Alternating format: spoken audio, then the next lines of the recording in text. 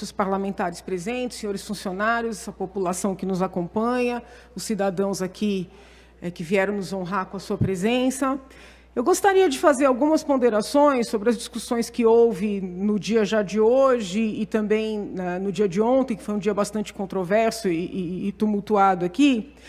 E inicio dizendo que é muito importante que o governo executivo compreenda, que o Poder Executivo compreenda a necessidade de detalhar mais as suas decisões com relação a esta casa. Eu fico um pouco intrigada, porque os vetos são um tanto quanto... a fundamentação é um tanto quanto rasa, com todo respeito. Adota-se muito o argumento da inconstitucionalidade, sem mostrar onde é inconstitucional. Então, houve a discussão sobre o veto ontem. Eu não vou antecipar o mérito, porque o projeto provavelmente volta e eu já me inscrevi para falar. Mas eu concordo que é necessário que os vetos, independentemente do projeto, sejam melhor fundamentados. E eu gostaria de solicitar, nessa oportunidade, que o Poder Executivo também modificasse a maneira de encaminhar projetos para essa casa. Porque mesmo quando nós somos favoráveis ao projeto, fica difícil defender o projeto pela falta de detalhamento. Eu vou dar um exemplo objetivo. Nós estamos enfrentando, ainda não veio para o plenário, mas já passou pelo Colégio de Líderes, o projeto 1 de 2019, tem aqui pessoas da Implaza que são interessadas na verificação desse projeto, cumprimentos presentes. O projeto veio um tanto quanto amplo. O problema não é o fato de contemplar 6 empresas de uma vez, que eu vi colegas criticando, exigindo que houvesse uma cisão para que cada empresa fosse analisada separadamente. Eu não vejo necessidade disso. Porém, é necessário que o Poder Executivo mande um projeto desta magnitude, desta relevância, com maiores elementos. São 6 empresas públicas, empresas que prestam serviços de naturezas diversas, prestam serviços para o Estado, inclusive, para municípios, e nós não sabemos, lendo o teor do projeto, o que ocorrerá com essas empresas, porque tem uma previsão muito ampla: fusão, extinção, alienação.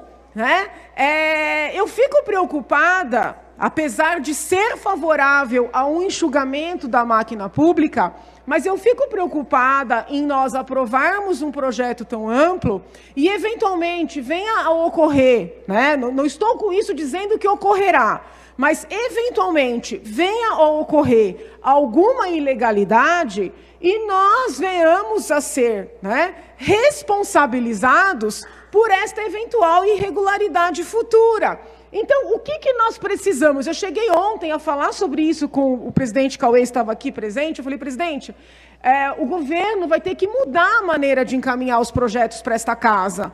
Porque eu, por exemplo, sou uma pessoa detalhista. Eu sei que é muito projeto, talvez eu não consiga olhar no detalhe todos os projetos, mas esses mais importantes nós queremos compreender. Então, por exemplo, dessas 6 empresas, qual será extinta? Qual será vendida? Qual será objeto de fusão? Porque eu imagino que, se o governador já apontou essas 6 empresas, que ele já tenha um plano para cada uma delas. Extinguindo uma dessas empresas, ou 2 ou 3, quem prestará o serviço que hoje é prestado por essas empresas? Em algum momento foi feita a verificação do valor que vai ser cobrado pela iniciativa privada para prestar este mesmo serviço? Qual é o medo que a gente tem? Extingue a empresa ou vende a empresa e depois precisa contratar o grupo que adquiriu a empresa para prestar o mesmo serviço. Então, eu quero deixar bem claro aqui que eu não tenho nenhuma objeção, sob o ponto de vista ideológico, para uma eventual venda, fusão, uma alteração, uma privatização, por exemplo. Mas nós temos que zelar pela coisa pública e entender os detalhes dessa proposta. existe a previsão no projeto de que os funcionários terão um tempo de estabilidade. Mas nós não sabemos, por exemplo, hoje cedo eu pedi para a minha assessoria levantar o número de funcionários, mas nós não sabemos quantos são concursados, quantos são comissionados, para onde serão transferidos, por exemplo, os concursados, né? No caso das empresas que serão vendidas, vamos pensar assim, haverá leilão? Para que haja uma concorrência pública real, né, efetiva. O ideal seria, senhor presidente, que nós pudéssemos, como Casa Legislativa, fiscalizar, inclusive, esse eventual leilão. Né? Eu digo isso sem querer levantar falso contra quem quer que seja. Não é isso, não é desconfiança.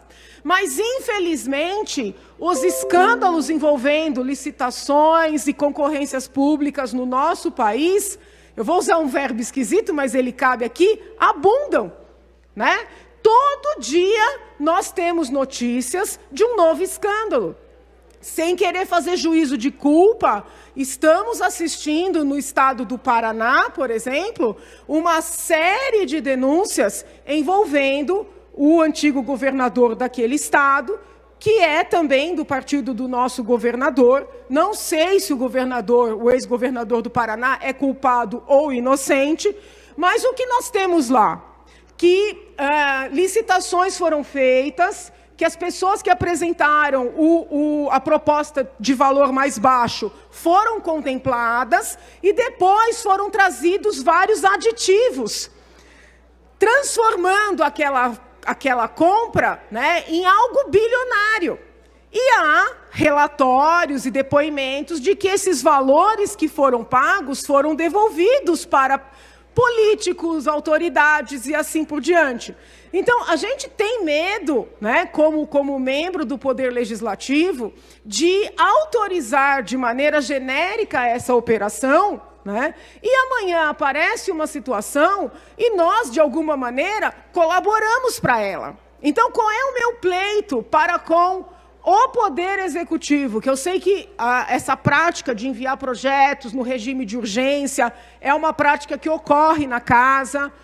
Gostaria de mudar essa cultura? Sim, mas acho que é difícil, né? Tudo que nós debatemos aqui antes da eleição da mesa, eu tentei deixar essas propostas claras, perdi, normal que isso ocorra, a democracia é assim, mas eu gostaria de solicitar ao governador e aos seus secretários que tomassem o cuidado de, ao enviar projetos para essa casa, enviassem projetos detalhados para que nós possamos fazer o nosso papel.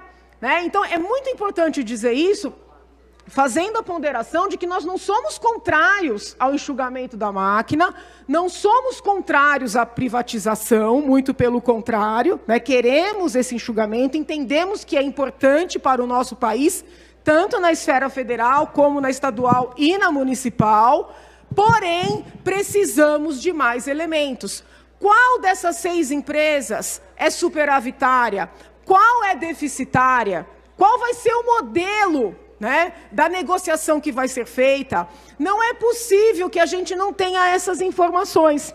Ontem eu conversei com o presidente, eu falei, presidente, para que nós não percamos o andamento do projeto, seria necessário que o governo estadual apresentasse esses dados. Né? Nós não estamos pedindo muito, nós estamos pedindo um detalhamento, porque nós não queremos ser surpreendidos com alguma coisa na sequência eventualmente ilícita e que nós tenhamos participado disso sem perceber. O presidente explicou que nós precisaríamos de 60 parlamentares, 62 parlamentares, para poder... 62? 3? O presidente está aqui dizendo 63. 63 parlamentares para fazer uma alteração desse projeto.